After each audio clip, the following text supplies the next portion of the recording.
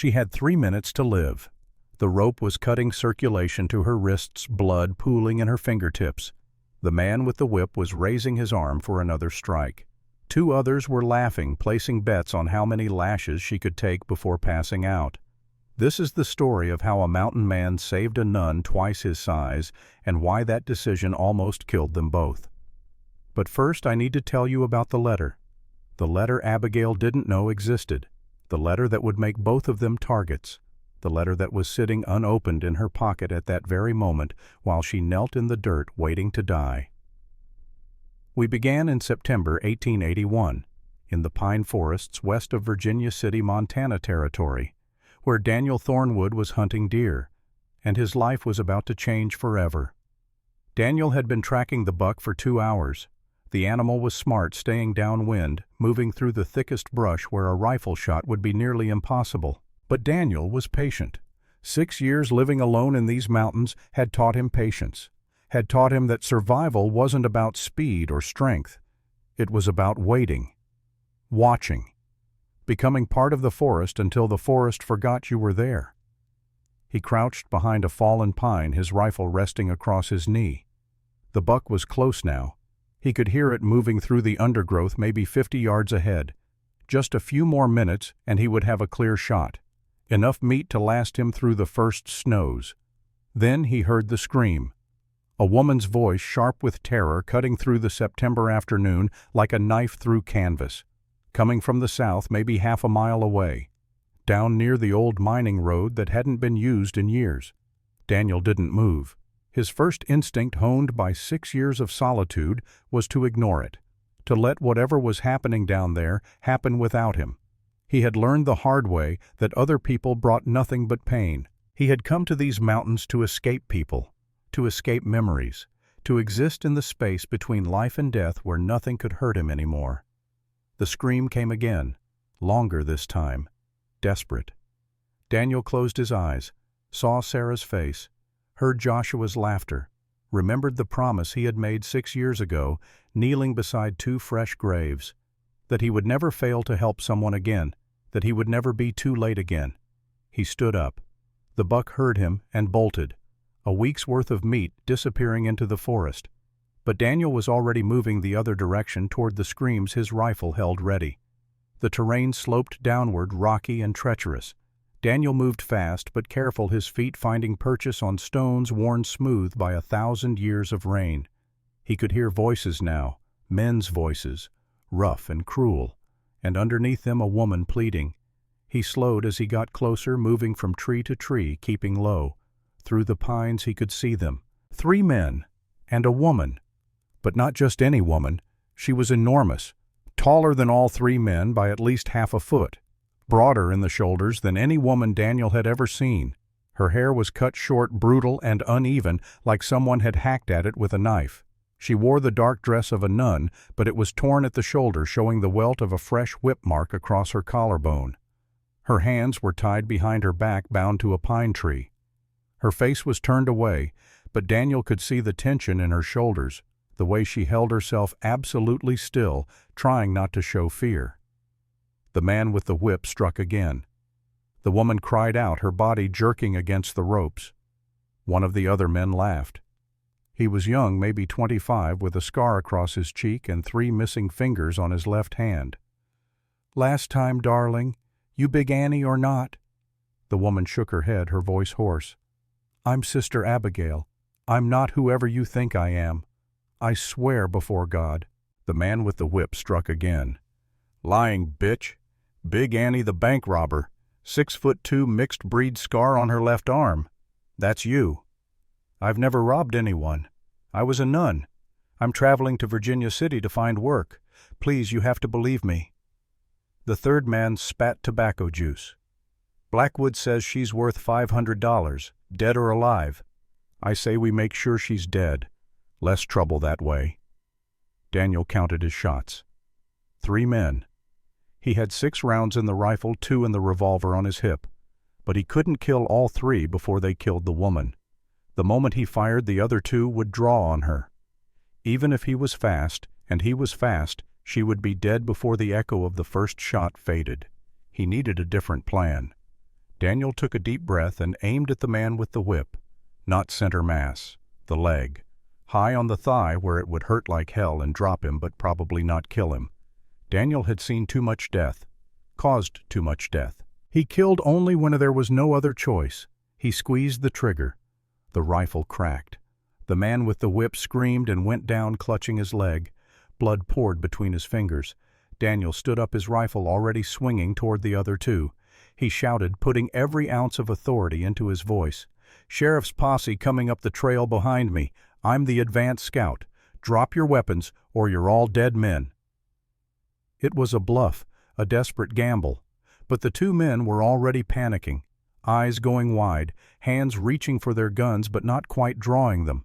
The man with 3 fingers, the one who seemed to be the leader, stared at Daniel, really looked at him, taking in the worn buckskins, the long hair, the beard that hadn't been trimmed in years, the scar that ran from Daniel's forehead down through his left eye to his cheekbone. "You ain't no sheriff," 3 Fingers said slowly. Daniel worked the lever on his rifle, chambering another round. The metallic sound was very loud in the sudden silence. "You want to bet your life on that?" For a long moment, nobody moved. Daniel could hear his own heartbeat, could hear the wounded man moaning on the ground, could hear the woman's ragged breathing. Then 3 Fingers made his choice. "Get Carter, we're leaving." "But the money," the third man protested. "We'll come back with more men. This ain't over." 3 Fingers looked directly at Daniel. "I'll remember your face, old man, real well." They dragged the wounded man to his feet and half carried him into the forest. Daniel kept his rifle trained on them until they were out of sight, kept listening until the sound of their horses faded completely.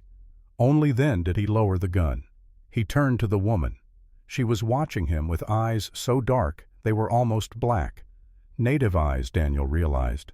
Shoshone, maybe, or Nez Perce. But her skin was lighter, her features a mixture that spoke of a white father somewhere in her past. She was staring at him, not with fear, with something else, confusion, wonder, like she couldn't quite believe he was real. Daniel walked over and started cutting the ropes with his knife. "You hurt bad." "I don't understand." Her voice was shaking. "Why did you help me? Seemed like you needed it." The ropes fell away. The woman tried to stand, but her legs gave out. Daniel caught her, and the weight of her nearly knocked him over. She was solid muscle under that torn dress, heavy in a way that had nothing to do with fat, like catching a falling tree. She looked down at him. He looked up at her, and for a moment they both just stared. She was at least 2 inches taller than Daniel's 6'4". Her shoulders were broader than his. Her hands, when she gripped his arms to steady herself, were large and calloused and strong. And her face, God, her face, bruised and dirty and marked by a dozen small scars, but beautiful in a way that made Daniel's chest ache. A wild, fierce beauty that had nothing to do with delicacy or grace, and everything to do with survival. "You're not afraid of me," she said. It wasn't a question. It was an observation tinged with disbelief. "I just shot a man for you. Why would I be afraid?" "Most men are." Daniel released her and stepped back. "I'm not most men. Can you walk?" She took a tentative step, winced. "I think so." "Then we need to move. Those men will be back. Maybe with friends. My cabin is 8 miles north. We can make it before dark if we hurry." "Why would you take me to your cabin? You don't know me."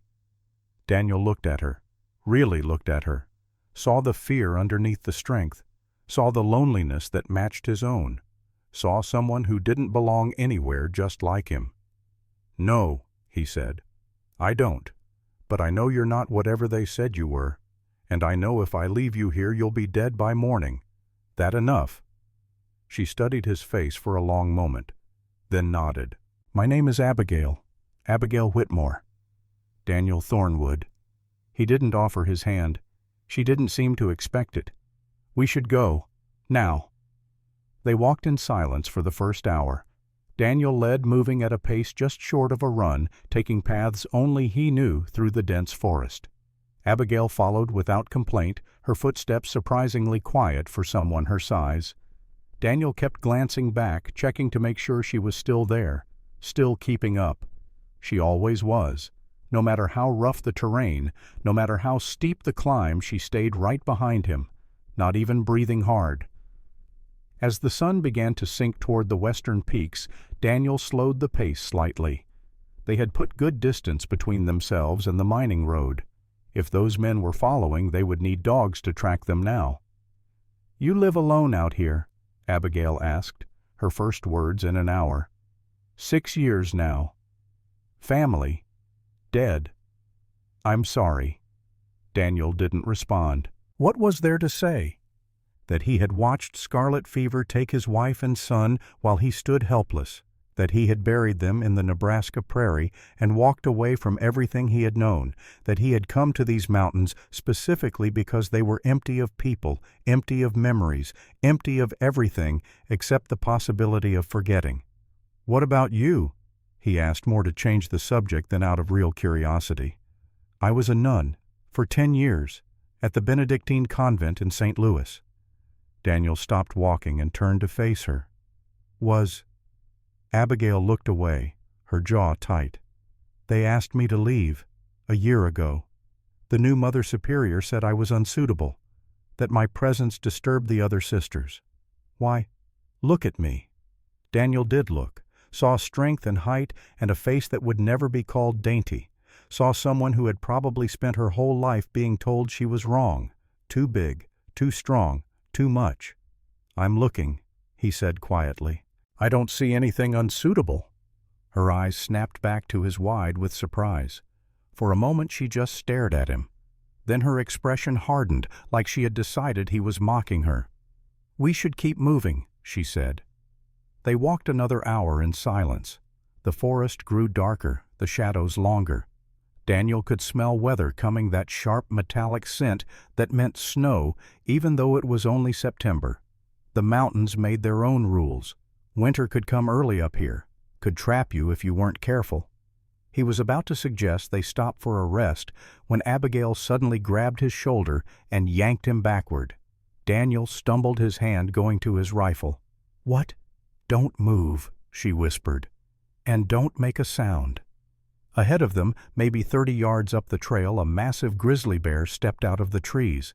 It was huge, 9 feet tall when it rose on its hind legs, which it did now, sniffing the air, looking for the source of the human scent it had caught. Daniel's finger found the trigger. A bear this size would take multiple shots to bring down, and wounded it would be more dangerous than any man. But Abigail put her hand over his, gently pushing the rifle barrel down.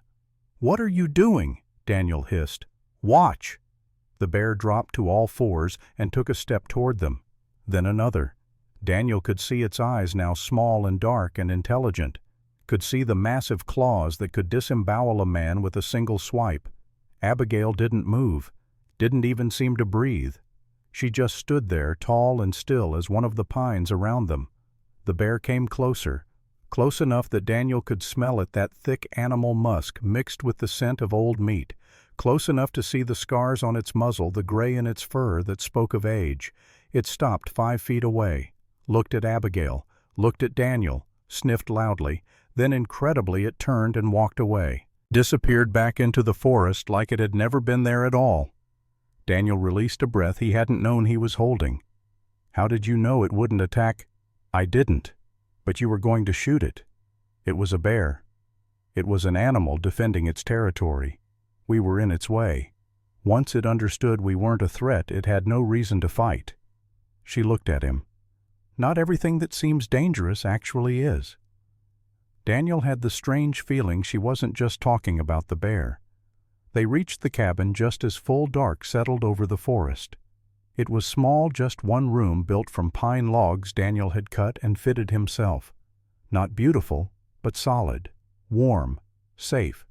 Abigail had to duck to get through the door. Even then the top of her head brushed the frame.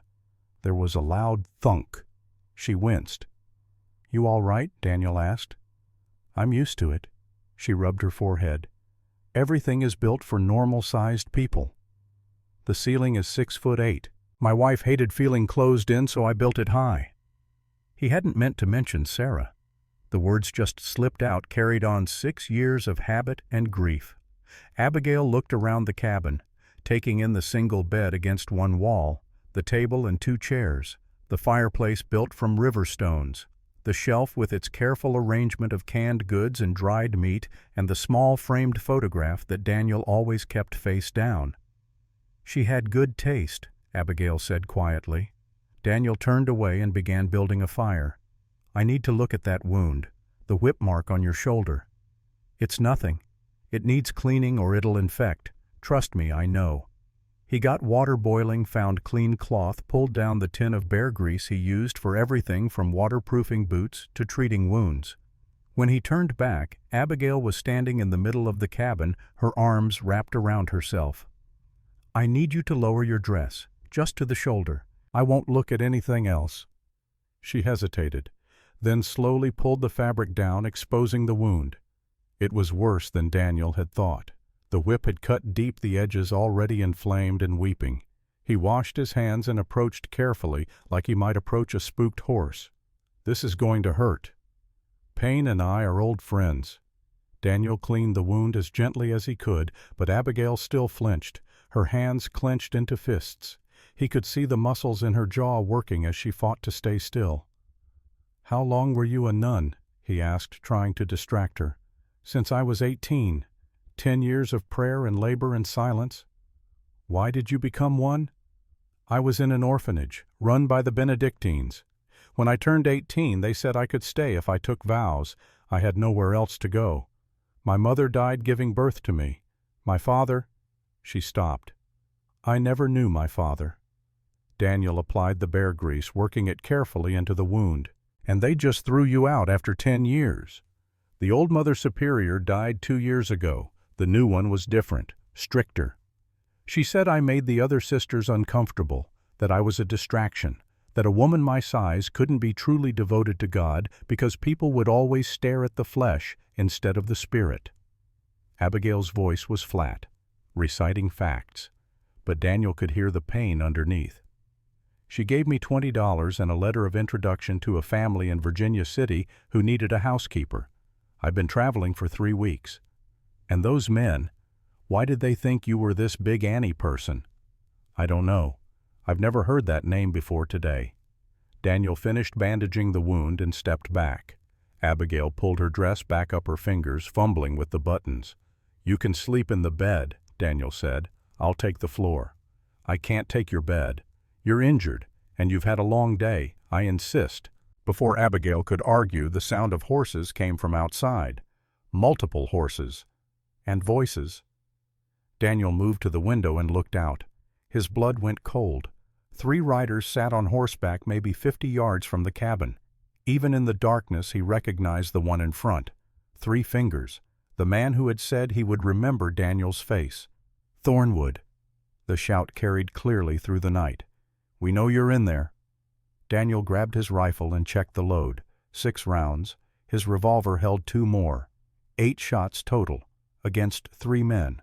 Abigail stood beside him, her face pale. "I'm sorry. This is my fault." "Save the apologies. Can you shoot?" "No." "Then you're going to learn, right now." He pulled his revolver and pressed it into her hands. Her fingers closed around it awkwardly like she was holding a dead snake. 2 hands. Firm grip. Aim for the biggest target you can see. Squeeze the trigger slow and steady. Don't jerk it. "I can't kill someone." "You won't have to. Just scare them. Make enough noise that they think twice about coming in here." The voice came again. "Thornwood, hand over the woman and we'll let you live. Hell, we'll even pay you $500 just for bringing her out." Daniel moved to the door and shouted back, "She's not here." Laughter. "We tracked you 8 miles. We saw 2 sets of prints. We know she's in there." "Then come get her." More laughter. Then the sound of something breaking. Glass. A bottle. "Wrong answer, old man." Daniel saw the torch arc through the air. It landed on the roof with a thud. He heard the whoosh as the dry pine shingles caught fire. "Window on the back side," he said to Abigail. "If anyone tries to climb through, shoot. Aim for the legs. Understand?" She nodded, her face set. Daniel was struck by how calm she looked. Scared, yes, but not panicking, like she had lived through worse and survived. He took position by the front window and waited. The first man came from the left, young, foolish, thinking the fire would drive them out quickly. Daniel aimed for his leg and fired. The man screamed and went down, clutching his thigh. A shot came from the back of the cabin. Abigail's gun, then a yell and the sound of someone falling, 2 down. But the roof was burning faster now. Smoke poured into the cabin, thick and acrid. Daniel's eyes watered. His lungs burned. "We have to get out," Abigail coughed. "Not yet." 3 fingers shouted from somewhere in the darkness. "Burn them out, boys. They can't stay in there forever." More bottles, more fire. The cabin was an inferno now, flames eating through the roof, racing down the walls. The heat was unbearable. Daniel made a choice. Out the back. Now. Stay low. Run for the trees and don't stop. "What about you?" "I'll be right behind you." It was a lie, and they both knew it. But Abigail didn't argue. She kicked open the back window and dropped through. Daniel heard her hit the ground running. He counted to 3, then stepped out the front door, his rifle raised. 3 fingers sat on his horse, backlit by the burning cabin. He had a gun in his hand, but it wasn't pointed at Daniel. He was smiling. "You got sand, old man. I'll give you that." "Leave," Daniel said, "before I put a bullet in you." "Can't do that. Blackwood wants the woman, and what Blackwood wants, Blackwood gets." 3 fingers tilted his head. "You know who I'm talking about. Silas Blackwood, richest man in Virginia City, owns the saloon, the hotel, half the mining claims in the territory." Daniel said nothing. "He's the one paying for her. $500 is just the start. He told us to make it look like an accident if we could. Said there'd be a bonus if nobody asked questions." 3 fingers leaned forward in his saddle. "Why do you think a man like Blackwood wants a woman like her dead? You ever wonder about that?" "Don't know. Don't care."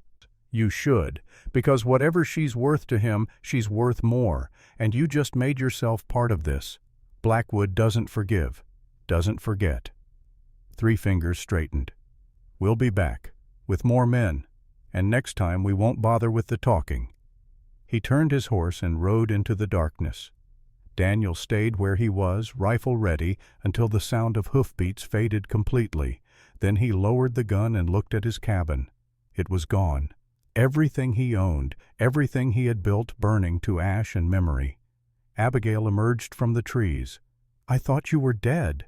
"Not yet." She looked at the cabin, at the flames reaching toward the stars.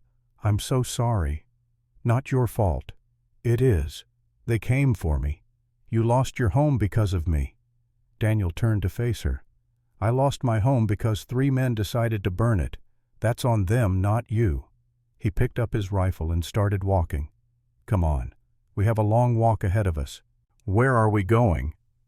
"My trapping cabin, 15 miles north, high in the mountains. They won't find us there." He glanced back at her. "Assuming you're willing to trust me a little longer."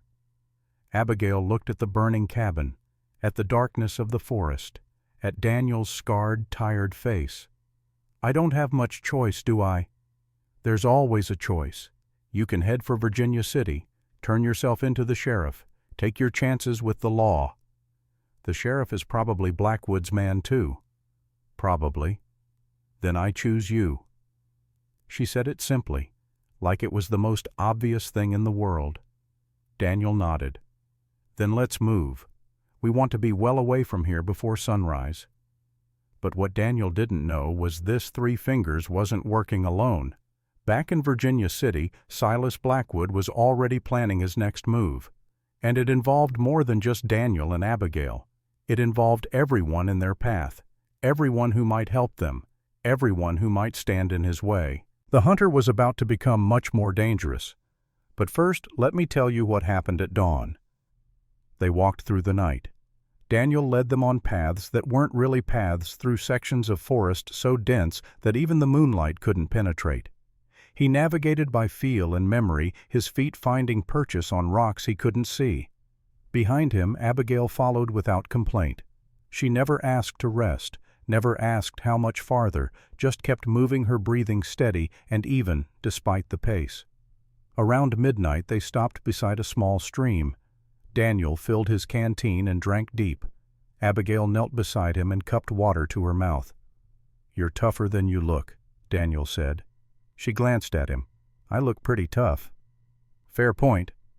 Something that might have been a smile crossed her face. "At the convent I did all the heavy work, carried water, chopped wood, helped with the harvest. Mother Superior said it was God's purpose for me, that if I was going to be cursed with a man's body, I might as well use it for man's work. That why they really asked you to leave." Abigail looked down at her reflection in the stream. "The new Mother Superior said I was unnatural, that my size was a sign of demonic influence, that true women of God were meek and gentle and small." Her voice was very quiet. "She said I frightened people, that when they looked at me, they didn't see devotion. They saw something wrong."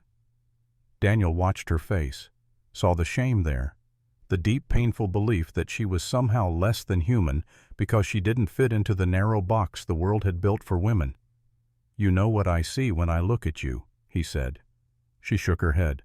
"Strength, not just in your body, in your spirit.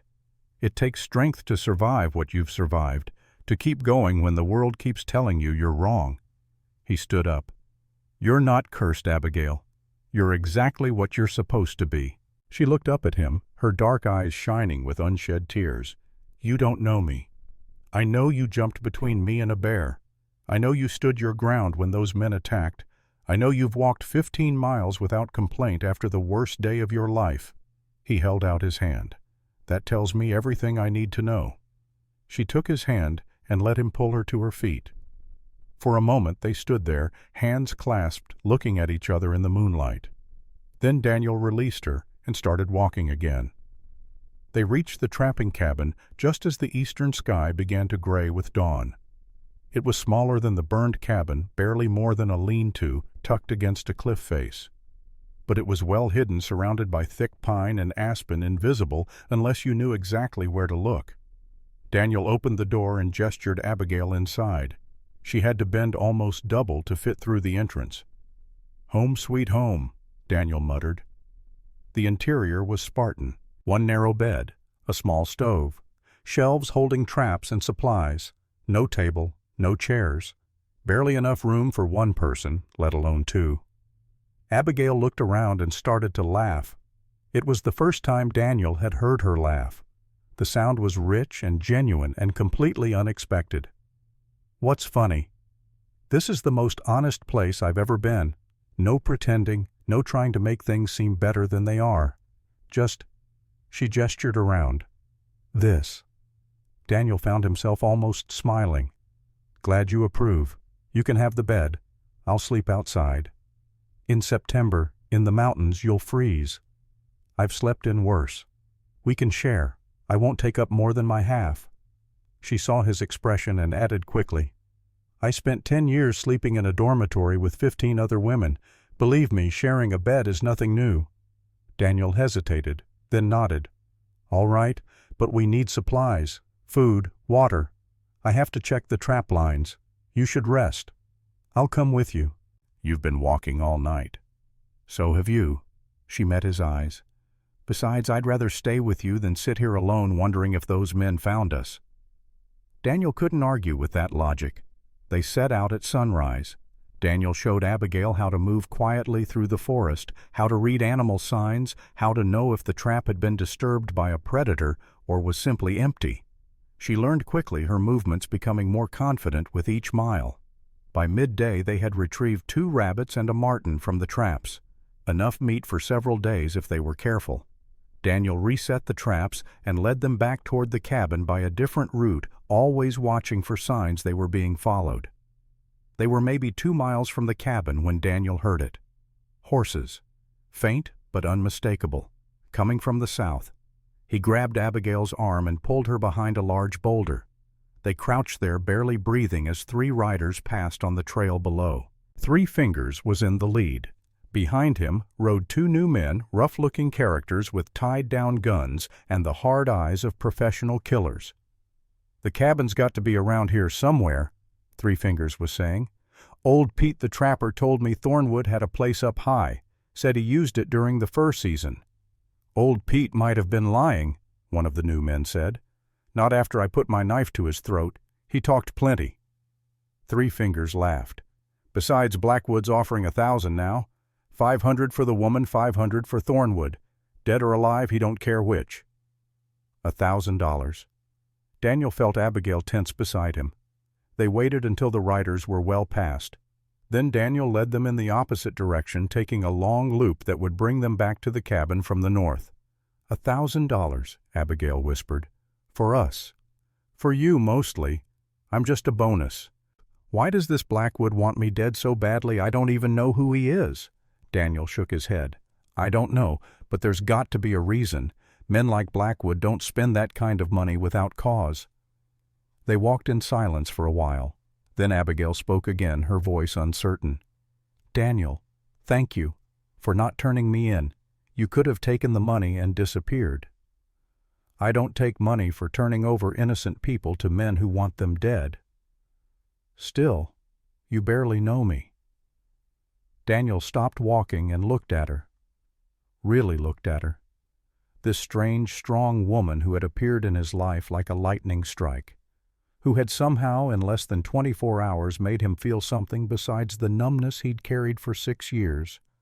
I know enough, he said quietly. Now I need to tell you something Daniel didn't know, something that would change everything if he had known. But the truth was locked in Abigail's pocket, folded inside a small cloth bag she hadn't even looked at yet. Sister Dorothy, the kind old nun who worked in the kitchen at the St. Louis convent, had pressed that bag into Abigail's hands the night before she left, had whispered, "Don't open it until you're safe, until you're far away. Promise me." Abigail had promised, had tucked the bag away and forgotten about it in the chaos of travel and terror. But inside that bag was a letter from a lawyer in San Francisco, addressed to Abigail Whitmore, daughter of Thomas Whitmore and Morning Star, a letter that would explain why Silas Blackwood wanted her dead, a letter worth $65,000. But that discovery was still days away. Right now, Daniel and Abigail had more immediate problems, like survival, like the 3 armed men hunting them, like the fact that they were trapped in the mountains with winter coming early and nowhere to run. They reached the cabin as the sun began its descent. Daniel checked for signs that anyone had been there. Found none. They went inside and barred the door. Abigail sat on the bed, exhaustion finally showing on her face. Daniel started a fire in the small stove and began preparing the rabbits for dinner. "Can I help?" Abigail asked. "You know how to cook? I can boil water and make gruel and a soup that tastes like punishment for your sins." Daniel almost smiled. "Then I'll handle dinner." He worked in silence, skinning the rabbits with practiced efficiency, cutting them into pieces, adding wild onions and herbs he'd gathered on the walk back. The smell of cooking meat filled the small cabin. Abigail watched him work. "Where did you learn to do that?" "Necessity. When you live alone, you either learn to cook or you starve." He stirred the pot. "My wife tried to teach me, but I was terrible. After she died, I had to figure it out on my own." "How long were you married?" 4 years. "And your son?" Daniel's hand stilled on the spoon. "How did you know about Joshua?" "You built the ceiling high for your wife, but there's a small wooden horse on the shelf, hand-carved, too small for an adult." Daniel looked at the shelf, at the horse he'd made for Joshua's 3rd birthday, the last birthday his son had lived to see. "He would have been 10 now," Daniel said quietly, "if the fever hadn't taken him." "I'm sorry." "Everyone's sorry. Doesn't bring them back." He pulled the pot off the heat. "Food's ready." They ate in silence. The rabbit was good seasoned and tender. Abigail ate like someone who hadn't had a real meal in weeks, which was probably close to the truth. After dinner, Daniel stepped outside to wash the pot in the stream nearby. When he came back, Abigail was standing at the window, looking out at the darkening forest. "What happens now?" she asked. "We wait. Winter will be here in 6 weeks, maybe less. Once the snow falls, those men won't be able to reach us. We can survive up here until spring if we're careful. 6 months hiding in this cabin. You have a better idea." Abigail turned to face him. "We could go to Virginia City, find the sheriff, tell him what happened. And if the sheriff's Blackwood's man, Then we go to the territorial marshal, or a judge. Someone has to care about the law. Daniel shook his head. In my experience, the law cares about whoever pays it the most. Right now, that's Blackwood. So we just hide forever. Just until winter. Then we'll figure out what to do. Abigail crossed her arms. I won't live my life running.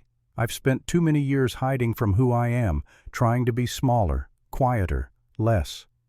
Her voice grew stronger. I'm done hiding. Noble sentiment, but sentiment doesn't stop bullets. Neither does hiding in the mountains. They stared at each other. Daniel could see the fire in her eyes, the determination that had probably gotten her through 10 years in a convent that didn't want her. He admired it, but admiration wouldn't keep her alive. Look, he said, I understand you're frustrated, but those men out there, they're professionals. They'll kill you without blinking and sleep fine that night. This isn't about courage or principle. It's about survival. And what are we surviving for? To spend 6 months in a cabin barely big enough for one person, then what, hide somewhere else, keep running until they finally catch us? If that's what it takes, yes. Abigail shook her head. That's not living. That's just a slower way of dying. The words hit Daniel like a fist, because she was right. He had spent 6 years doing exactly that, existing but not living, surviving but not thriving, hiding from the pain by hiding from everything. What do you suggest? He asked quietly. I don't know yet, but there has to be something we're missing.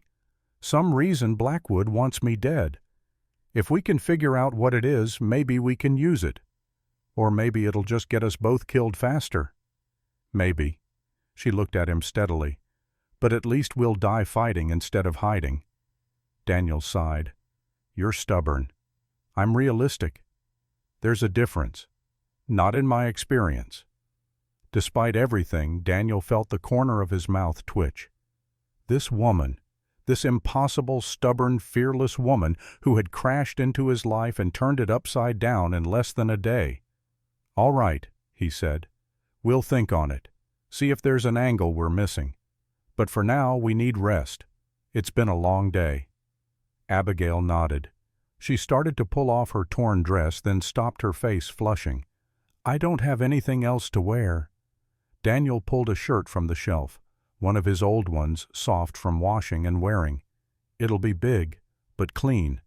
She took it gratefully and turned her back. Daniel did the same, giving her privacy. When he turned around again, she was wearing the shirt like a nightgown.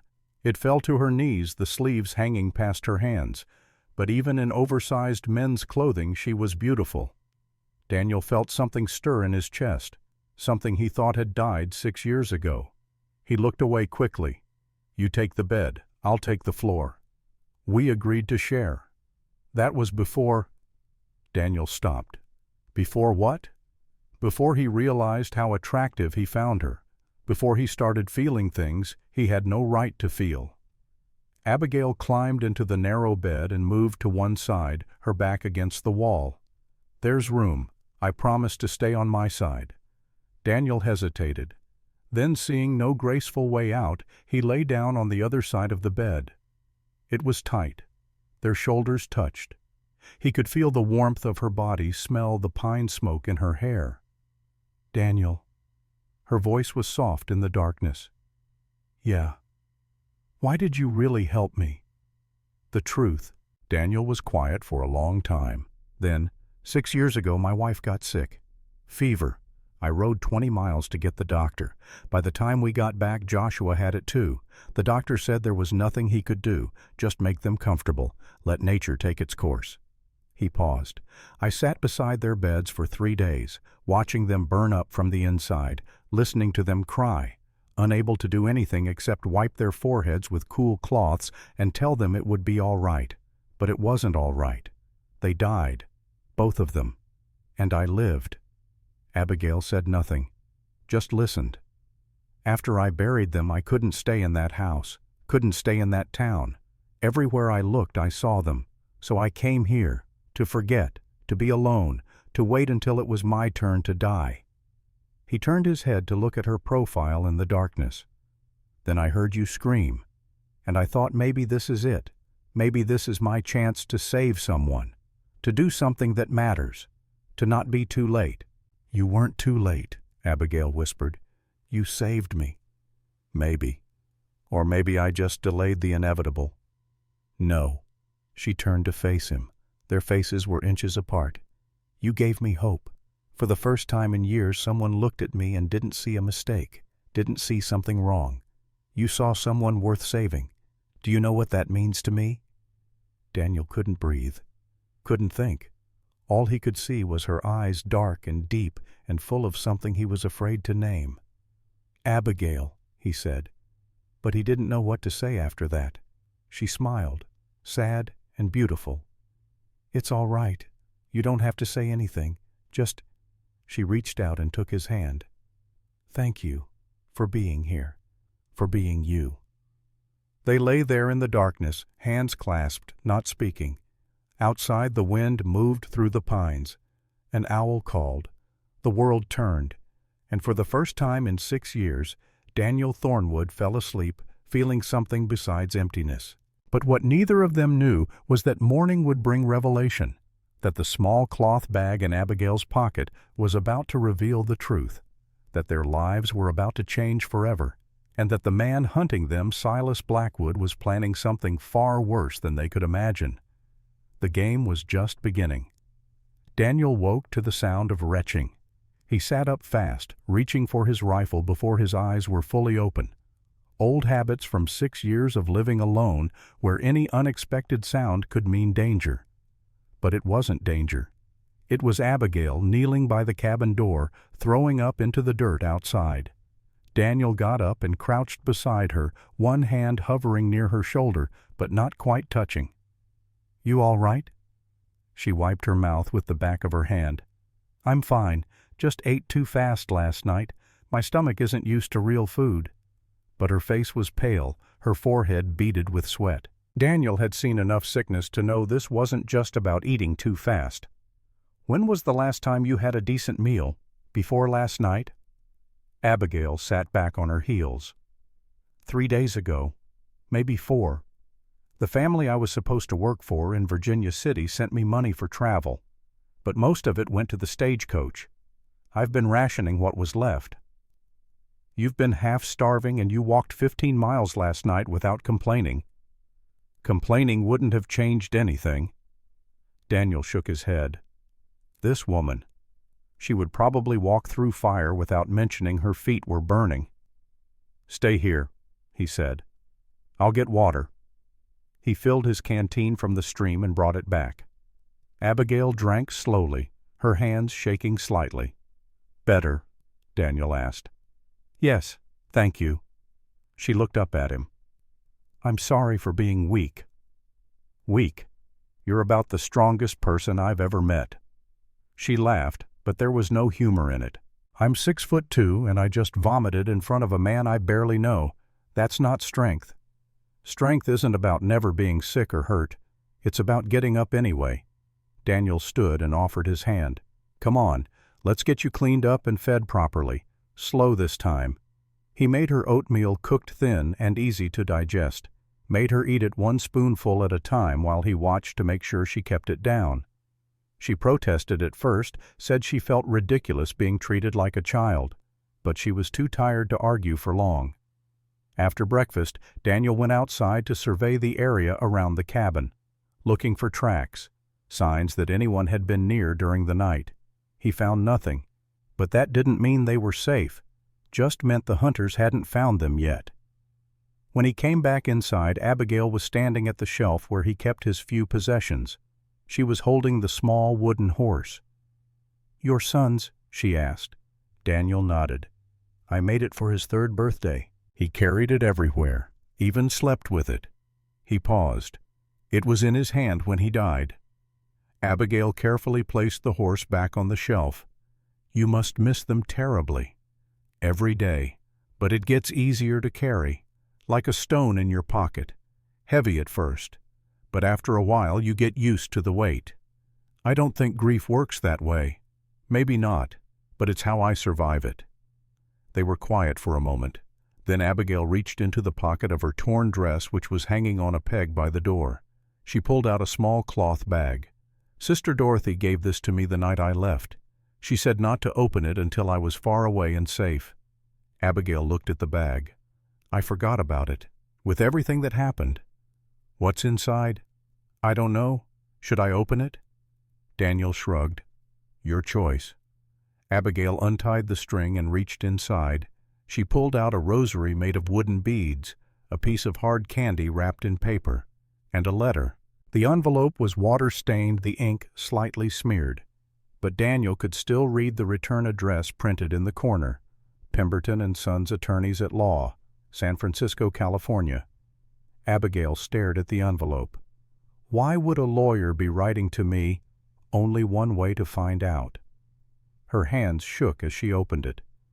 Daniel watched her face as she read, saw her eyes go wide, saw the color drain from her cheeks, saw her sit down hard on the bed like her legs had given out. "Abigail, what is it?" She didn't answer, just kept reading, her lips moving silently. When she finished, she looked up at Daniel with an expression of complete disbelief. "I have a father," she whispered. "What?" "Thomas Whitmore. He was a silver miner. He died last year." She looked back at the letter. "According to this, my mother was a Shoshone woman named Morning Star. They weren't married. She died when I was born. He gave me to the orphanage and paid them to raise me. Sent money every month for 18 years. Daniel crossed the cabin and knelt in front of her. "What else does it say?" Abigail's voice was shaking now. "He left me everything in his will. A silver mine near Virginia City called Whitmore Creek, a house in San Francisco, money in the bank." She looked at Daniel. $65,000. The number hung in the air between them. $65,000. More money than most people saw in a lifetime. More money than Daniel had earned in his entire 40 years. "That's why," he said slowly, "that's why Blackwood wants you dead." Abigail nodded. "The letter says Silas Blackwood was my father's business partner, that he's been trying to claim the mine since my father died, arguing that I don't exist, that I died with my mother." She turned the pages. "The lawyers have been looking for me for 18 months. They tracked me to the convent, but the Mother Superior told them I had died years ago. It was only when Sister Dorothy heard them asking questions that she realized who they were looking for." "And Sister Dorothy didn't tell you?" "She couldn't. The new Mother Superior had already decided to send me away. Dorothy said if she told me about the inheritance, Mother Superior would never let me leave, would lock me up and claim the money herself." Abigail looked at the letter again. "So Dorothy waited, wrote to the lawyers, got this letter, and gave it to me as I left." Daniel sat back on his heels. "Your father's mine. It's on the land I've been leasing from the territorial government. That's why Blackwood wants both of us dead. He can't buy the mining rights if you're alive to claim them, and he can't access the mine if I'm on the land." "How much land?" 1,200 acres. The government leases it to me for trapping. Costs me $50 a year." Daniel did the math in his head. If Blackwood can buy it outright, and if the railroad comes through like they're planning, he could sell it for $5 an acre. That's $6,000, plus whatever the mine is worth. So he's trying to kill us over money. Men have killed for a lot less. Abigail stood up and started pacing. The cabin was too small for proper pacing, so she just turned in tight circles, her hands clenched into fists. "This is insane. I didn't even know I had a father. I thought I was nobody, nothing, just an orphan nobody wanted." Her voice rose. "And now I find out I'm an heiress, that I own a mine and a house and more money than I can imagine. How is that real?" "It's real. That letter is real. Your father was real." Daniel stood up. "And the men trying to kill you are very real." Abigail stopped pacing. "What do we do?" "We have two choices. One, we go to Virginia City, find the territorial marshal, show him this letter and hope he's honest enough to arrest Blackwood. And if he's not, then we're dead. Blackwood owns that town. The sheriff, the judge, probably half the businessmen. If we walk in there, we're walking into a trap. What's the second choice? We wait out the winter up here. Come spring, we travel to Helena. It's 60 miles north, but there's a federal judge there, man named Morrison. Old Pete told me about him once, said Morrison was one of the few honest men left in Montana. Abigail considered this. 60 miles through mountains in spring after winter. It won't be easy, but it's safer than Virginia City. How do we prove I'm who I say I am? This letter could be a forgery. I could be anyone. Daniel picked up the letter and read through it carefully. Says here, your father left a silver locket with the lawyers. Has a picture of your mother inside. Says you have a birthmark on your left shoulder blade, shaped like a crescent moon. Abigail reached back and touched her shoulder. I do. The other sisters used to say it was the devil's mark. More proof I was cursed. It's not a curse, it's identification. Daniel folded the letter. This is good. This gives us leverage. Or it makes us bigger targets. That too. Abigail sat back down on the bed. She looked exhausted. Not from lack of sleep, but from the weight of information. Her entire life had just been rewritten in a single letter. I need time to think, she said quietly. Take all the time you need. We're not going anywhere today. Daniel left her alone and went outside. He needed to check the trap lines again, make sure they had enough food stored for the coming weeks. Winter was already in the air. He could smell it, feel it in the way the wind cut through his shirt.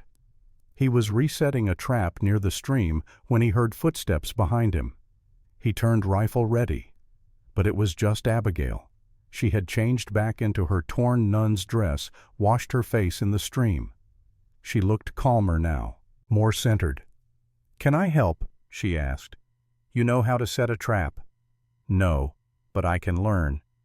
So Daniel taught her, showed her how to find the game trails, how to position the trap so the animal would step in it naturally, how to disguise the mechanism with leaves and dirt. She was a quick study, her large hands surprisingly deft with the delicate work. They worked together for hours, moving from trap to trap, talking quietly about nothing important. The weather, the trees, the way light filtered through the pine needles. Safe topics that didn't require them to think about murder or money or the fact that their lives had become impossibly complicated. It was late afternoon when they finished.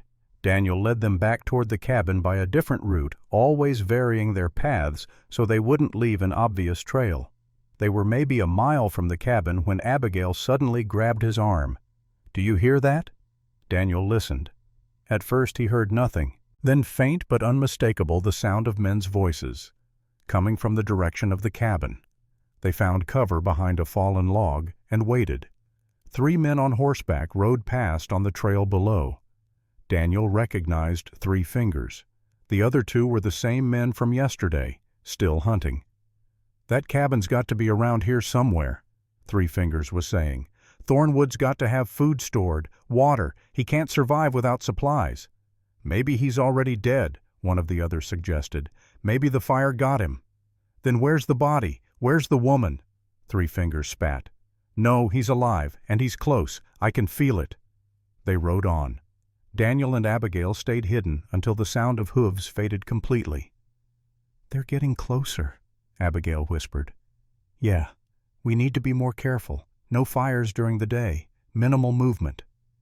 Daniel looked at her. This is going to get harder before it gets easier. I know. They made it back to the cabin without incident. Daniel barred the door and covered the window with a blanket so no light would show. They ate cold rabbit from the day before and drank water from the stream. As darkness fell, the temperature dropped. Daniel could see Abigail shivering even though she tried to hide it. Come here, he said. She looked at him warily. Why? Because you're cold, and I'm warm, and we only have one blanket. This isn't complicated. After a moment's hesitation, she moved closer. Daniel wrapped the blanket around both of them and pulled her against his side. She was stiff at first, uncomfortable with the closeness. But gradually, she relaxed her head, coming to rest on his shoulder. Tell me about your wife, she said softly. Why? Because you loved her, and I want to understand what that looks like. Daniel was quiet for a long time. Then he began to talk. About Sarah. About how they'd met at a church social in Nebraska. About how she'd been tiny, barely 5 feet tall, and had to stand on a box to kiss him. About how she'd made him laugh.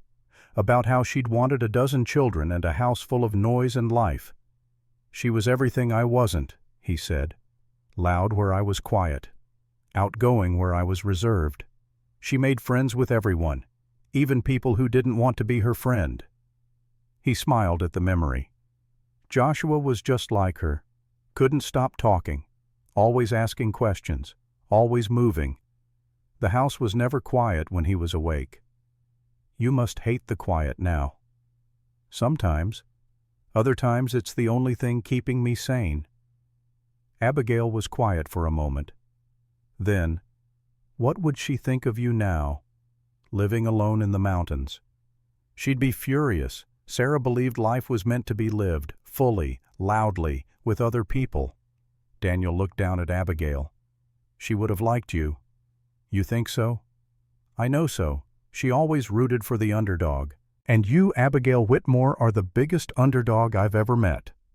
Abigail laughed. I don't know if that's a compliment or an insult. It's the truth. They fell silent again. The cabin creaked in the wind. Outside, an owl hooted. Abigail's breathing slowed and deepened. Daniel thought she had fallen asleep. Then she spoke, her voice barely a whisper. Daniel, are you afraid? Of what? Of dying? Of those men finding us? Daniel considered the question. 6 years ago, I would have said no. I wanted to die after Sarah and Joshua. Came to these mountains hoping the cold or the hunger or the loneliness would finish me off. He paused. But now, yeah, I'm afraid. Because for the first time in 6 years I have a reason to live. Abigail lifted her head to look at him. What reason? He met her eyes. You. The word hung between them. Simple, honest, terrifying. Daniel, you don't have to say anything. I'm not asking for anything. I just wanted you to know. He looked away, in case we don't get another chance. Abigail reached up and turned his face back toward hers. I'm afraid too, not of dying, of living, of wanting something I can't have, of feeling something I'm not supposed to feel. What do you feel? She searched his face. Safe. For the first time in my life I feel safe, like I don't have to hide or apologize or make myself smaller. You look at me and you don't see a mistake. You see. She stopped. I don't know what you see, but whatever it is, I want to be that. You already are. They stared at each other. The space between them seemed to shrink. Daniel could feel her breath on his face, could see the flecks of amber in her dark eyes, could smell the pine smoke and sage that clung to her skin. He should pull away, should put distance between them, should remember that she was vulnerable and he was damaged and nothing good could come from this. But he didn't pull away. Instead, very slowly giving her time to stop him, he leaned forward and kissed her. Her lips were soft, warm. She made a small sound of surprise, then melted against him. Her hand came up to touch his face, fingers tracing the scar that ran through his eyebrow. The kiss deepened, became something more than comfort or curiosity, became need, want. 6 years of loneliness pouring out of Daniel like water through a broken dam. He pulled back, breathing hard. I'm sorry. I shouldn't have. Don't apologize. Abigail's voice was fierce. Don't you dare apologize for making me feel human. Abigail, for 10 years I wasn't allowed to want anything, wasn't allowed to feel anything except devotion and obedience. I buried everything that made me a woman and tried to become a saint. She laughed bitterly. But I'm not a saint, I'm just a person, and right now I want... She stopped, looked away. Never mind, it doesn't matter what I want. It matters to me. She looked back at him. So, then kiss me again, please. This time, when their lips met, there was no hesitation, no uncertainty, just two broken people finding something whole in each other. But even as Daniel lost himself in the taste of her, the feel of her, A voice in the back of his mind whispered warnings, that this was complicated, that they barely knew each other, that desire born from danger rarely lasted beyond the danger itself. He ignored the voice. For the first time in 6 years, Daniel Thornwood was allowing himself to feel. And damn the consequences. They spent the next 2 weeks in a strange kind of limbo. During the day they worked, checking traps, gathering firewood, preparing for winter. They moved carefully, always watching for signs they were being hunted. Twice more they saw riders on the trails below, heard voices calling Daniel's name, promising rewards if he would just give up the woman. But the cabin remained undiscovered, and slowly Daniel began to hope they might actually survive until winter. At night they held each other, talked for hours, shared stories from their past lives. Daniel told her about building his farm in Nebraska, about planting wheat and watching it grow, about the simple satisfaction of working land that was his own. Abigail told him about the orphanage, about being the biggest child there, always too tall for her age, too strong for the delicate work the nuns wanted her to do, about learning to read by candlelight after the other children were asleep, about discovering that she had a mind for numbers and history and philosophy, but no opportunity to use it because women, especially women like her, weren't expected to think. They kissed often, but it never went further than kissing. Daniel wouldn't allow it. No matter how much he wanted her, no matter how much she seemed to want him, he refused to take advantage of their situation. "When this is over," he told her one night, "when we're safe and free and you have choices, then we'll talk about what comes next. But not here, not now, not when you might be confusing gratitude with something else." Abigail had argued, had said she knew her own mind, but Daniel was firm, and eventually she'd accepted it, though he could see the frustration in her eyes. Late October brought the first serious cold, frost on the ground each morning, ice forming on the stream. Daniel's breath made clouds in the cabin. He knew they needed to move their supplies inside, needed to winterize the cabin properly, which meant a trip to his old burned cabin to salvage what he could. It was risky. The hunters might be watching the site, but they needed the supplies, the extra blankets, the tools, the preserved food he'd stored in the root cellar that might have survived the fire. "I'm coming with you," Abigail said when he told her his plan. "Too dangerous." "Then it's too dangerous for you too. I know this country, know how to move without being seen. And I know how to carry heavy loads. You said yourself we need to bring back supplies. You can't do that alone." She had a point. Daniel could move fast and quiet, but he couldn't carry much. With Abigail's strength, they could salvage twice as much in half the time. "All right," he agreed. "But you do exactly what I say. When I say run, you run. When I say hide, you hide. No arguments." No arguments. They set out before dawn. Daniel led them on a circuitous route that added miles to the journey but kept them off the main trails. It took 6 hours to cover the distance that should have taken 3. When they finally reached the site of the old cabin, Daniel's heart sank. There was nothing left.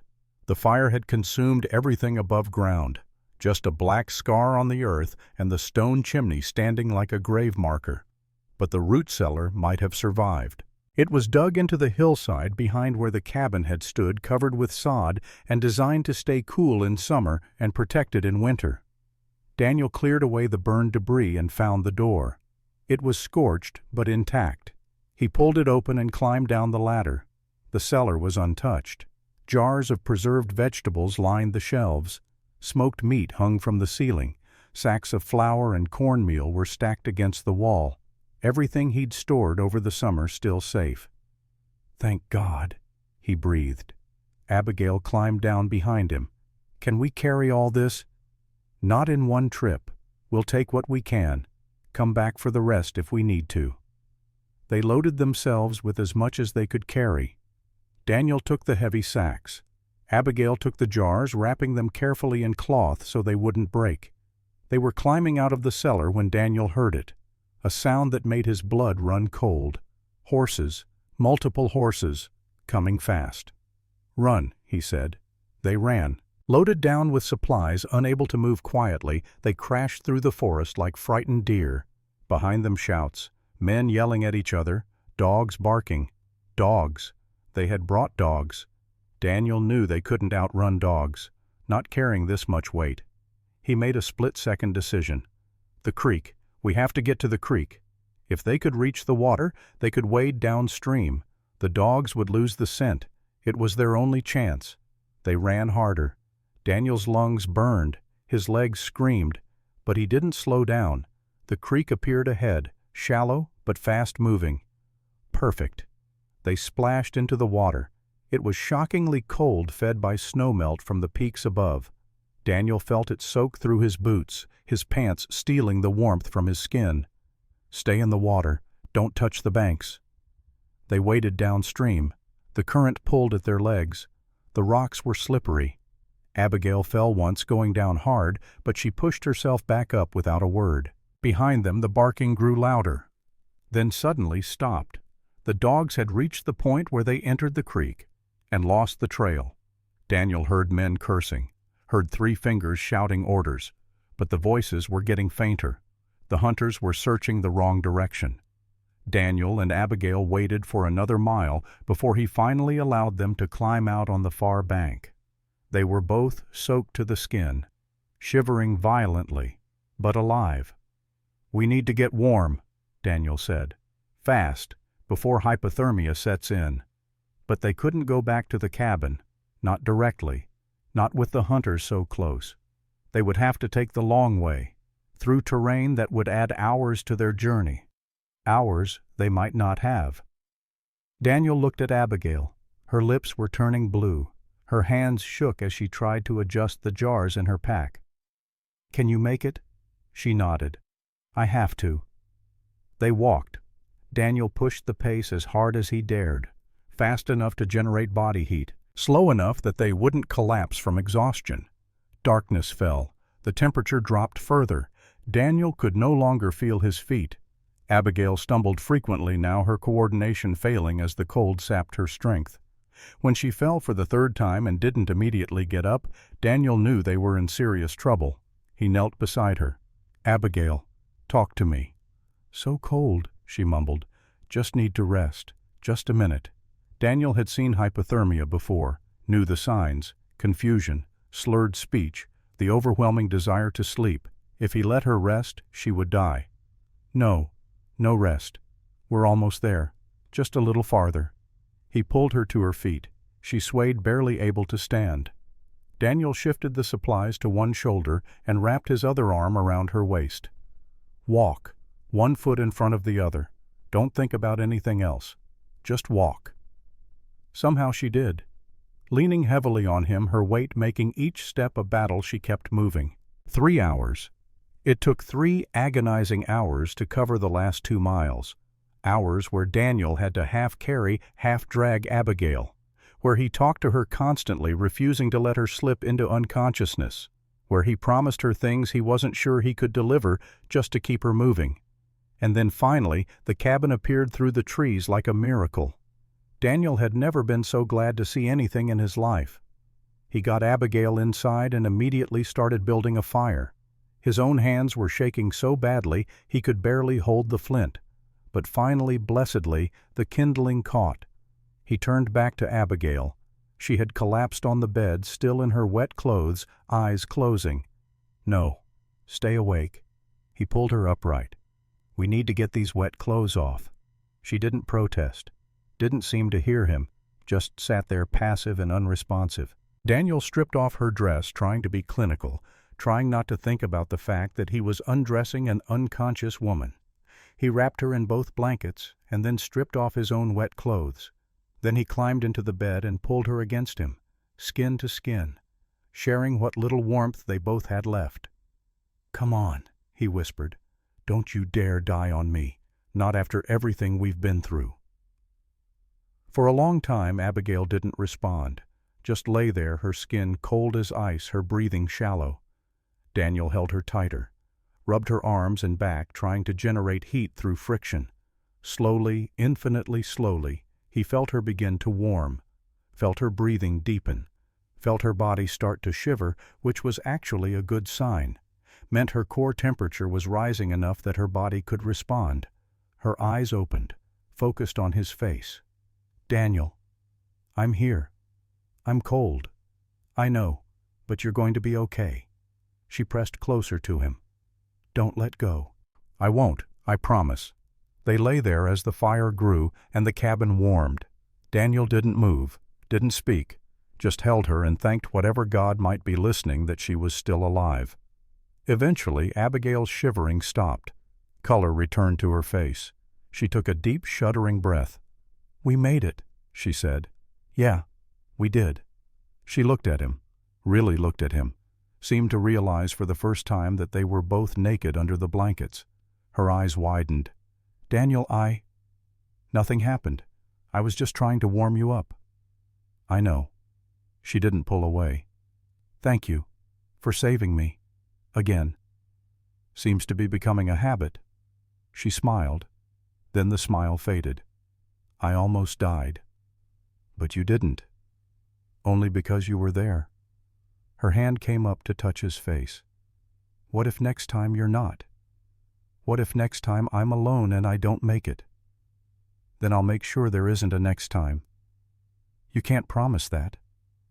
"Watch me." Abigail stared at him.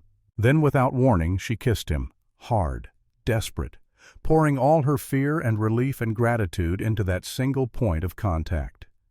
Daniel kissed her back, all his careful restraint crumbling, all his noble intentions forgotten. Because life was short and uncertain, because they had almost died today, because tomorrow might not come, and he was tired of denying what he wanted. He pulled back just enough to speak. "Are you sure?" "I've never been more sure of anything. Abigail, I don't want you to regret. The only thing I'll regret is dying without knowing what this feels like." She looked at him with eyes that were completely clear, completely certain. "I want this. I want you. Please don't make me beg." Daniel searched her face, found no doubt there, no fear, just want and need and a desperate desire to feel alive. He kissed her again, slower this time, taking his time, learning the taste of her, the feel of her. They made love slowly, carefully, Daniel constantly asking if she was all right, if she wanted to stop, if anything hurt. Abigail answered with touches and whispers and small sounds of pleasure that drove him half mad.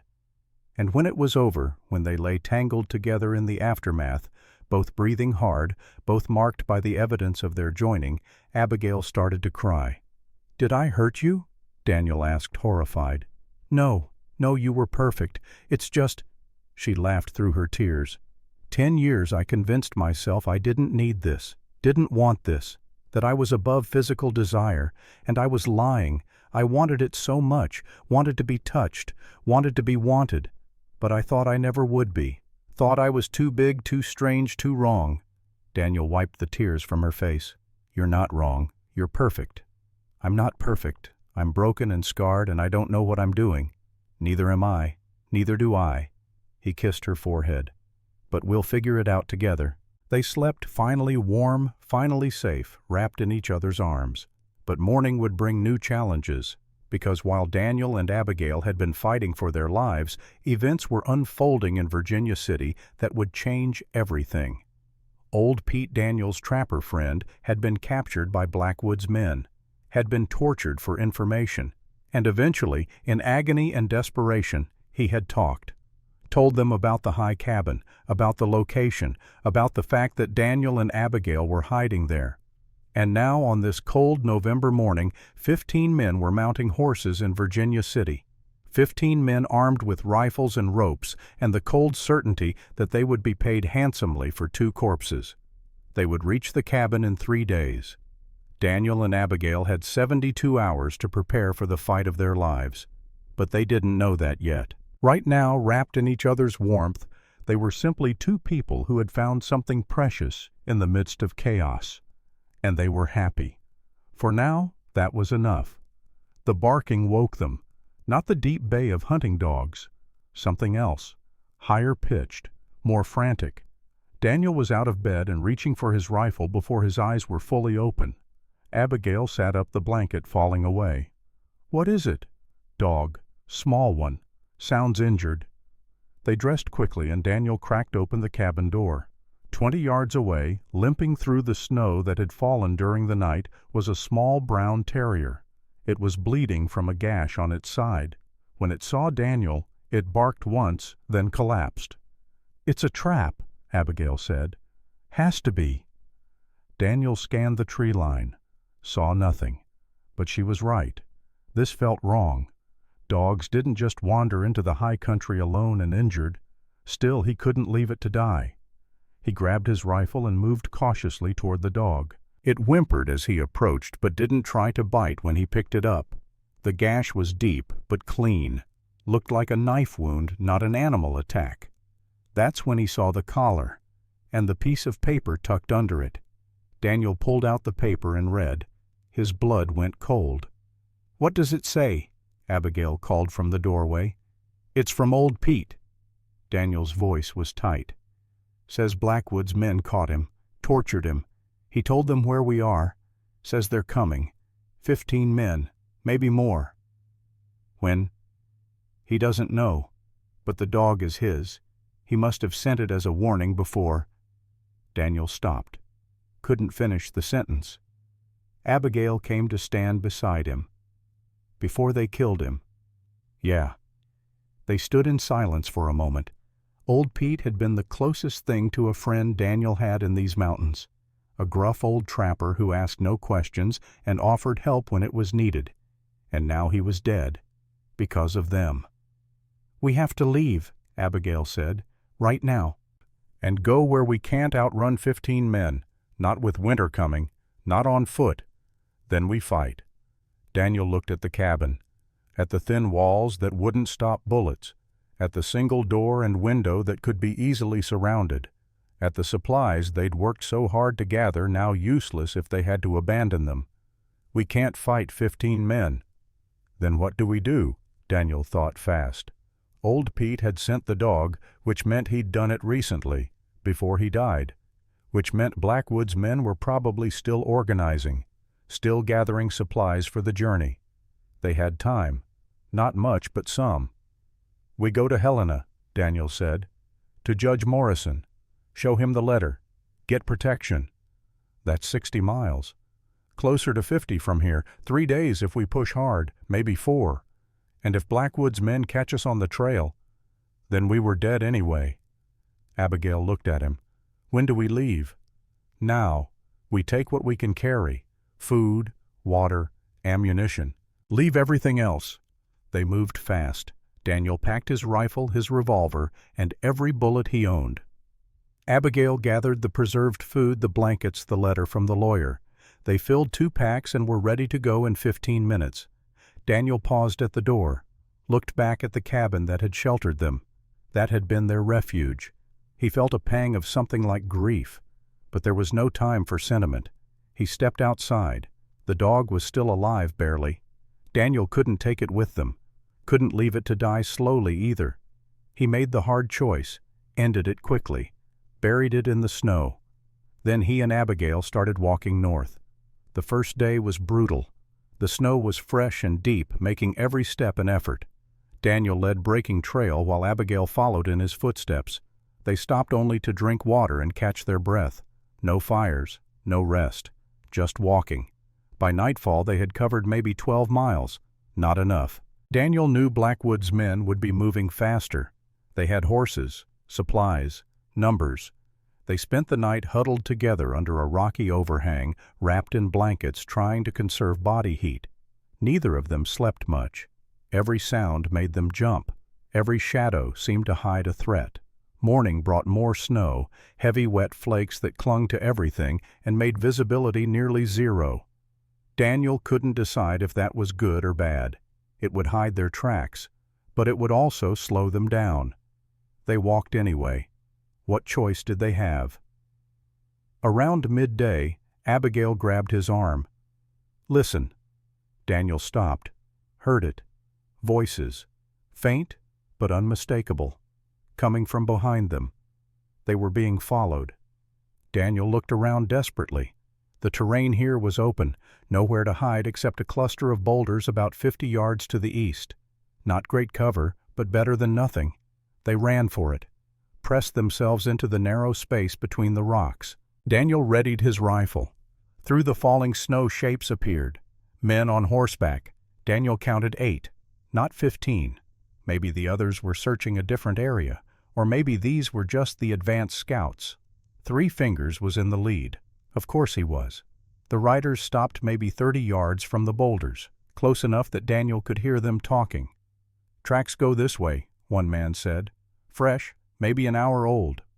"Check the rocks," 3 Fingers ordered. "They might be hiding." Daniel's finger found the trigger. 8 men. He had 12 bullets total. If he made every shot count, he could take maybe 4 before they overran his position. Not good odds. Beside him, Abigail held the revolver he'd given her. Her hands were steady. Her face was calm. She'd come a long way from the terrified woman he'd rescued 2 months ago. 3 men dismounted and started toward the boulders, rifles ready, moving carefully. Daniel aimed at the first man, breathed slowly, prepared to fire. Then the snow stopped. Just stopped, like someone had closed a curtain. And in the sudden clear air, the men saw something that made them freeze. A grizzly bear, massive, standing upright maybe 20 feet from the horses. It must have been drawn by the scent of the animals, or maybe it was just passing through. But whatever the reason, it was there, and it was angry. The horses panicked, started bucking and rearing. 2 of the riders were thrown. The others fought to control their mounts. The bear had been tracking the horses for hours. Daniel recognized the scent markers on nearby trees. This was the same old male from before, the one Abigail had faced down, and it was hungry, desperate, driven by the approaching winter to take risks it normally wouldn't. The horses panicked, started bucking and rearing. 2 of the riders were thrown, and then the bear charged. What happened next was chaos, men screaming, horses bolting. The boom of rifles as the men fired wildly at the bear, the roar of the animal as bullets tore into its flesh but didn't bring it down. Daniel grabbed Abigail's hand. "Now, while they're distracted." They ran, not north, east, perpendicular to their original path, hoping the confusion would buy them time.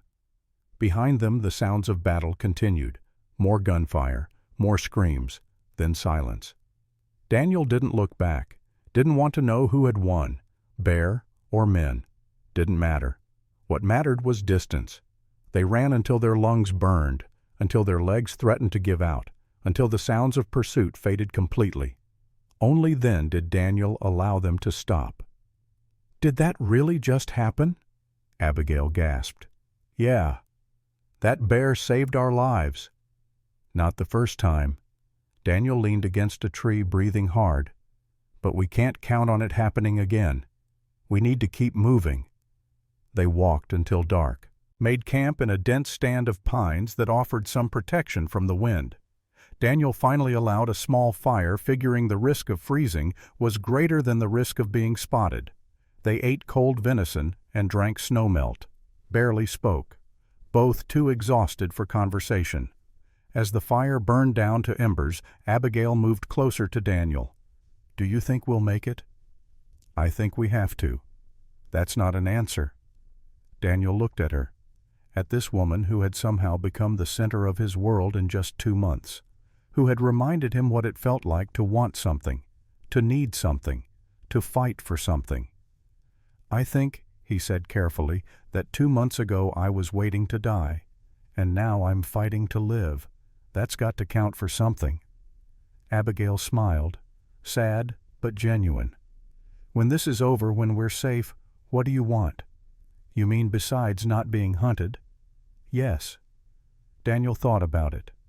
"A house, with a ceiling tall enough for you, a bed big enough for both of us, a fire that's always warm, and maybe—" He stopped. "Maybe what?" "Maybe a reason to build something instead of just surviving." Abigail took his hand. "I can give you that reason, if you want it." "What reason?" "Me, us, whatever we decide to be." Daniel squeezed her hand. "I want that, more than I've wanted anything in 6 years." "Then let's make sure we survive to have it." They slept pressed together, sharing warmth and hope and the fragile belief that tomorrow might be better. But tomorrow brought new horrors. They were 3 miles from Helena when they saw the smoke. Not campfire smoke. Too much for that. Black and thick and rising in multiple columns. Daniel's stomach sank. That's the town. They ran, crested a ridge, and looked down at Helena spread out in the valley below. The town was burning. Not all of it, but enough.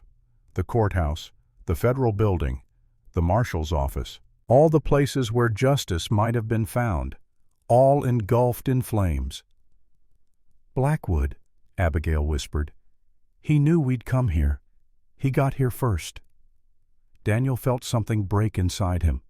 They had come so far, fought so hard, and for what? To arrive at ashes. But then he saw something that made his heart race. People, townspeople forming bucket lines, fighting the fires, and in the center of it all, directing the efforts, was an older man in a black suit. "Judge Morrison," Daniel said.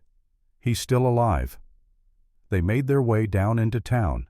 The streets were chaos, people running everywhere, shouting, crying. The heat from the fires was intense even from a distance. Daniel grabbed a man carrying a bucket. What happened? Riders came before dawn, set the fires, and rode out. "We're trying to save what we can." "Where's Judge Morrison?" "At the courthouse, or what's left of it." Daniel and Abigail pushed through the crowd, found the judge standing in front of the burning building, his face black with soot, his suit singed and smoking. "Judge Morrison," Daniel called. The old man turned. His eyes were fierce despite his age. "Who are you?" "Daniel Thornwood. This is Abigail Whitmore. We need your help." "Get in line. Half the town needs my help right now." Abigail pulled out the letter, handed it to the judge. "Please, just read this." Morrison took the letter, scanned it quickly. His eyebrows rose. "This is about the Whitmore inheritance." "Yes." "I've been following that case. Silas Blackwood has been fighting it for 18 months, claims the heir doesn't exist." Morrison looked at Abigail. "You're saying that's you?" "Yes, sir." "Can you prove it?" Abigail pulled down the shoulder of her dress, showing the crescent moon birthmark. "The letter mentions this, and there's a locket with my mother's picture. The lawyers in San Francisco have it." Morrison studied her face. "You look like Tom Whitmore. Same eyes, same jaw." He folded the letter and handed it back. "I believe you, but believing and proving are different things. I need documentation, witnesses, evidence." "We have the letter." "Which could be forged. I need more." Morrison looked at the burning courthouse. "And even if I had it, my authority just went up in flames. I can issue an arrest warrant for Blackwood, but I can't enforce it. The marshal's dead, killed in the fire." Daniel felt hope slipping away. "Then what do we do?" Morrison thought for a moment. "Telegraph. We send a wire to San Francisco, to the lawyers. Get them to send affidavits, proof of identity, documentation of the will. It'll take 3 days, maybe 4. We don't have 4 days. Blackwood's men are hunting us right now." "Then you hide. Stay out of sight until the paperwork arrives." Morrison looked around. "Mrs. Eleanor Hartwell runs the general store. She's a good woman. Doesn't like Blackwood. She might help." He pointed to a building on the edge of town, smaller than the others, untouched by the fire. "Go there. Tell her I sent you, and for God's sake stay hidden until I can make this legal." They found Mrs. Hartwell organizing supplies for the firefighters. She was in her 50s, gray-haired, with the kind of face that had seen hardship and come through stronger. "Judge sent us," Daniel said. "Said you might help." Mrs. Hartwell looked them over. "You're the ones Blackwood wants dead." "How do you know that?" "Because he came through here yesterday. Told everyone in town there was a murderer and a thief heading this way. Put up wanted posters. Offered $1,000. She crossed her arms. "But I've known Silas Blackwood for 20 years, and I know when that man's lying, which is most of the time." "Will you help us?" Mrs. Hartwell considered. "What's in it for me? A clear conscience," Abigail suggested. "Honey, I lost that years ago." She looked them over carefully. "But I'll tell you what. My husband died in one of Blackwood's mines. Cave-in. Blackwood paid me $50 and told me to be grateful. That was 12 years ago. Her jaw tightened. He burned good people's livelihoods today, destroyed homes, killed the marshal. Someone needs to pay for that. And if helping you makes that happen, then I'll do it. She led them to a storage room behind the shop. Small, cramped, but warm and hidden. Stay here. Don't make noise. Don't show yourselves. I'll bring food and water. She paused at the door. And if Blackwood's men come asking, I never saw you. Understood? Understood. Good, because if they find you here, we're all dead. She left. Daniel and Abigail were alone in the darkness. 3 days they waited.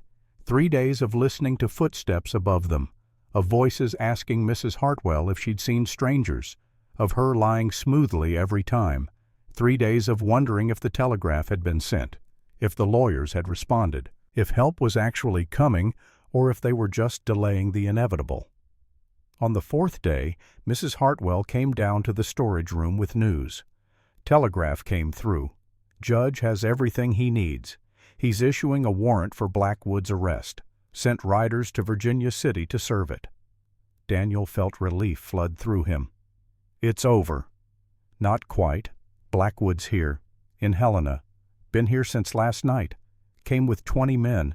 Says he's here to help rebuild. Mrs. Hartwell's expression was grim. But I think he's here because he knows you're close. He's searching every building, every home. It's only a matter of time before he gets to mine. Then we need to leave. And go where he's got the town surrounded, no way out except through his men. Abigail spoke up. Then we go to him. We confront him. In front of witnesses. In front of the whole town. Daniel stared at her. That's suicide. Is it he can't kill us in broad daylight in front of everyone? Not without proving he's guilty. Abigail's voice was steady. We walk out there. We tell everyone the truth. Show them the letter. Let Judge Morrison read the warrant. Force Blackwood to either surrender or reveal himself. Or he just shoots us and claims self-defense. Maybe. But I'm tired of hiding. Tired of running. If we're going to die, let's die standing up. Mrs. Hartwell nodded slowly. The girl's got spine, and she might be right. Blackwood's smart. He won't risk his reputation by murdering 2 people in front of half the town, not unless he thinks he can get away with it. Daniel looked at Abigail, at the determination in her eyes, at the strength she'd found over these past months. She was right. Running hadn't worked. Hiding hadn't worked. Maybe the only option left was to face the threat head-on. All right, he said. We do it your way, but we do it smart. We find the judge first, make sure he's with us. Then we make the accusation publicly, where everyone can see. Mrs. Hartwell smiled. There's a town meeting tonight about rebuilding after the fire. Everyone will be there, including Blackwood. Perfect. We'll be there too. The meeting was held in the town square. Someone had built a makeshift stage from burned lumber. Torches provided light. Nearly 200 people gathered to hear the plans for rebuilding. Silas Blackwood stood on the stage. He was a big man, broad-shouldered, well-dressed, the kind of man who commanded attention without raising his voice. He was explaining how his company would provide lumber and supplies at a reduced cost, how he wanted to help Helena recover. He looked like a saint. Daniel and Abigail watched from the edge of the crowd. Judge Morrison stood beside them, the arrest warrant folded in his pocket. "When do we move?" Daniel whispered. "When he's in the middle of his speech. Maximum audience. Maximum impact." Morrison glanced at them. "You ready for this?" "No," Daniel admitted. "But we're doing it anyway." They waited until Blackwood was talking about community and rebuilding and the importance of neighbors helping neighbors. The crowd was eating it up, nodding, murmuring agreement. Then Abigail stepped forward, started pushing through the crowd toward the stage. People turned to look. Whispers started. Someone recognized her from the wanted posters. That's her. That's the murderer. But Abigail kept walking, head high, shoulders back, every inch of her 6'2" frame radiating confidence. She climbed onto the stage, stood facing Blackwood. The crowd went silent. Blackwood's face went pale, then red. "What is this? My name is Abigail Whitmore," she said. Her voice carried across the square, clear, strong. "Daughter of Thomas Whitmore and Morning Star, heir to the Whitmore silver mine and all associated properties." More whispers. Blackwood stepped toward her. "You're a liar and a thief. I've got posters proving it. Posters you created, based on lies you told." Abigail pulled out the letter. "This is from Pemberton and Sons, lawyers in San Francisco. It details my father's will, leaves everything to me. You've been trying to steal my inheritance since he died." "That's not true." Judge Morrison climbed onto the stage. "Actually it is. I've verified the will, verified Miss Whitmore's identity, and as of this morning I have a warrant for your arrest, Silas, for fraud, for attempted murder, for conspiracy." The crowd erupted, shouting, questions, accusations. Blackwood's hand went to his belt. To the gun Daniel knew was there. "Don't," Daniel said. He was standing at the edge of the stage, his rifle pointed at Blackwood's chest. "Everyone here is watching. You draw that gun, you prove everything she said is true." Blackwood froze. His eyes darted around, looking for support, looking for his men, but his men were in the crowd, surrounded by angry townspeople, outnumbered, outmaneuvered. Blackwood had lost. "This isn't over," he snarled. "Yes," Morrison said calmly. "It is. You're under arrest." Two men from the crowd climbed onto the stage, grabbed Blackwood's arms, took his gun. He struggled, shouted, threatened lawsuits and revenge, but he was finished, and everyone knew it. The trial took place 3 weeks later. By then, the lawyers from San Francisco had arrived with all the documentation: the will, the birth records, the locket with Morning Star's picture inside. Abigail testified. Daniel testified. Even some of Blackwood's own men testified, offered immunity in exchange for the truth. The jury deliberated for less than an hour. Guilty on all counts. 15 years in territorial prison. When the verdict was read, Abigail didn't cheer, didn't celebrate, just closed her eyes and breathed deeply like she'd been holding her breath for months and could finally let it go. Daniel took her hand. "It's over. I know." "What do you want to do now?" She looked at him. "Everything we talked about. The house, the bed, the fire, the reason to build instead of survive." "You sure?" "I've never been more sure of anything." They were married 2 months later, February 1882, at the small church in Helena. Father Patrick O'Brien, who had been assigned to the Montana Territory the previous year, performed the ceremony. Abigail wore a simple white dress that Mrs. Hartwell had sewn. Daniel wore his only suit borrowed from Doc Harrison. The whole town attended. More than 100 people crowded into the small church, because by then everyone knew the story: the nun and the mountain man, the inheritance and the villain, the love that had grown from danger. It was the kind of story people would tell their grandchildren. When Father Patrick asked if Daniel took Abigail as his wife, Daniel's voice was steady. "I do." When he asked if Abigail took Daniel as her husband, she smiled through tears. "I do." "Then by the power vested in me, I pronounce you husband and wife." Daniel had to reach up to kiss her. She had to lean down to meet him, and neither of them cared. The reception was held at Mrs. Hartwell's store. There was food and music and dancing. Daniel tried to waltz with Abigail, and they both failed spectacularly, stepping on each other's feet and laughing. But it didn't matter. Nothing mattered except that they were together, safe, free. As the evening wound down, Abigail pulled Daniel aside. "There's something I need to tell you." "What?" "I'm pregnant." Daniel stared at her. "What?" "About 6 weeks along. I wasn't sure until last week. Doc Harrison confirmed it. I'm going to be a father again." "Yes." Daniel couldn't speak, couldn't breathe. For 6 years he'd thought that part of his life was over, that he'd had his chance at family and lost it. But here it was again. A second chance, a new beginning. He pulled Abigail into his arms and held her tight. Thank you. For what? For giving me a reason to live again.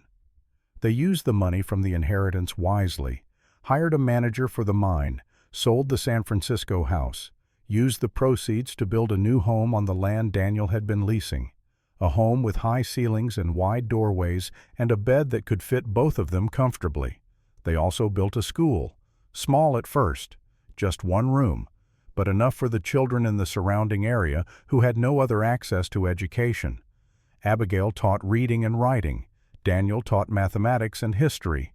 The mine continued to produce, not a fortune, but enough to keep them comfortable, enough to pay fair wages to the workers, enough to support the school. In September 1882, Abigail gave birth to a daughter.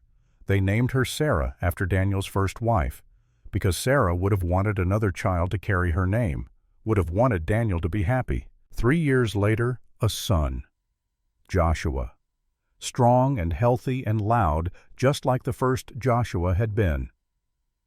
The years passed. Daniel's hair turned gray. Abigail's face gained lines. But their love never dimmed. On their 15th anniversary, Daniel took Abigail back to the cabin in the high country. The trapping cabin where they'd first made love, where they'd first admitted they wanted a future together. It was still there, weathered but standing. They spent the night there wrapped in blankets, talking about everything and nothing. "Do you ever regret it?" Abigail asked. "Giving up your solitude, taking on a wife and children, and all the noise that comes with it?" Daniel kissed her forehead. "Every day I wake up with you is a gift. Every moment with our children is a blessing. The only thing I regret is that it took me 6 years to find you." "I found you." "True. You've always been the brave one."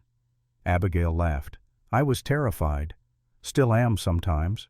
Afraid I'll wake up and this will all be a dream, that I'll be back in that convent alone and unwanted." "You're wanted, so wanted, by me, by our children, by everyone whose life you've touched. Even though I'm too big, too strange. Especially because of that. You're magnificent, Abigail Thornwood. Don't ever forget it." They made love that night in the old cabin. Slower than when they were young, more tender, but no less passionate. And in the morning, they walked back down the mountain together. Back to their real life, their full life, their beautiful, messy, perfect life.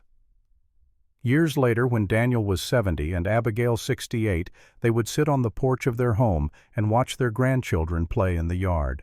Sarah's children and Joshua's children running and laughing and filling the air with noise. "Tell us the story again," the children would beg, "about how you met Grandma." And Daniel would smile and begin the tale, about a mountain man who had given up on life, about a nun who didn't fit anywhere, about danger and courage and love found in the most unexpected place. "I heard her scream," he would say, "and I had a choice, ignore it and stay safe, or help and risk everything." "And you chose to help," the children would chorus. They knew the story by heart but never tired of hearing it. "I chose to help, and she chose to trust me, and together we chose to fight when it would have been easier to run. We chose to stand when it would have been safer to hide. We chose love when the world told us we were wrong." Abigail would take his hand. "And we lived. We lived." On a cold January morning in 1912, Daniel Thornwood passed away peacefully in his sleep. He was 81 years old. Abigail was lying beside him, her hand in his. She felt him go, felt the moment his breathing stopped and his spirit left. She didn't cry, not yet. Instead she whispered, "Thank you for 30 years of happiness, for giving me a home, for making me feel beautiful when the world said I was wrong. I love you. I'll always love you."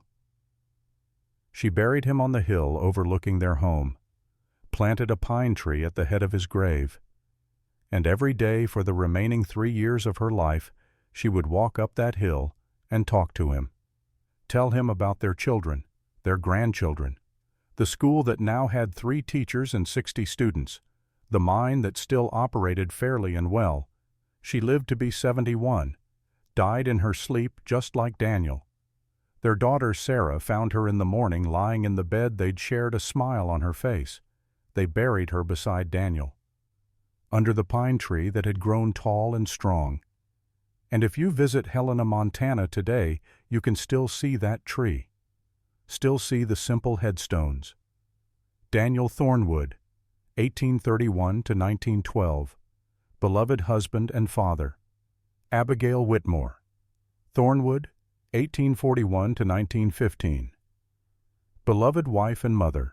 The school they built is still standing, expanded now into a full elementary school. There's a plaque on the wall telling their story. The mine closed in 1950, but the land remains protected, a nature preserve, open to hikers and trappers and anyone who wants to see the mountains Daniel loved. And sometimes on quiet mornings when the mist hangs low in the valleys, people say they can see two figures walking together through the trees.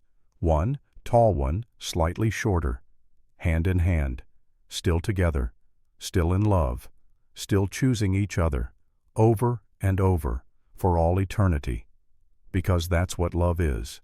A choice, made again and again, through danger and peace, through hardship and ease, through life and death. Daniel and Abigail chose each other, and in doing so they chose to truly live. That's all any of us can hope for. Someone to choose, and someone who chooses us back. And maybe if we're very lucky, a love strong enough to echo through the generations, to become a story worth telling, a legacy worth leaving.